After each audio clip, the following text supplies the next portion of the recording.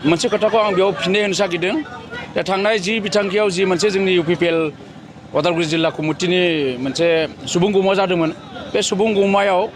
जिसिबां माने जोंनि बे उदालगुरि जिल्लानि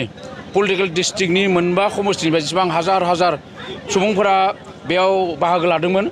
बेहाय खमैबो 50,000नि बांसिन माने सुबुंफोर ज' जादोंमोन आरो बेखिनिखौ नुनानै दिनै जोंनि BPFनि MLA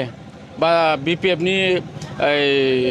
MCLA प्रेस मोसाहारि चरन बर' बिथांमोना जिबायदि बुंदों दे बाङाइल' मानसि जादों सोरबा बुंदों प्रेस मोसाहारिया बुंदों 4,000सो मानसि जादों सोरबा चरन बर'आ बुंदों 15,000सो मानसि जादों आं सानो बिथांमोननि मेगना एसे खम नुयोनदां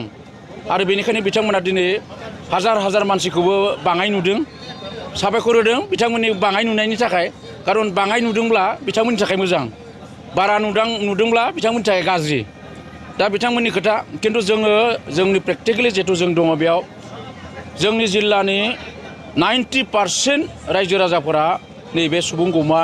बे जुथुम्मायाव दोलै नोगोरै नुजाफैदों बयबो बेयाव बाहागो लाफैदों आरो बिथांमोना बुंदों जोंखौ माने 300 रां होगोन होननानै लाना फैदों होननानै बिथांमोना बुंदों नाथाय बेयो नंखाय जों रावखौबो 300 रां होनो बा रांनि मोनसे प्रल'बन होनो लाबोआखै जोंनि BTCनि प्रमद बर'नि दैदेननाय जि मोनसे सरकार बे सरकारा दिनैनि दिनाव BTC ओनसोलनि गोबां जौगानायनि खामानि मावदों खौसेथि खामानि मावनो हादों बयनिबो गोसोआव गोजोननाय फैदों बेनिखायनो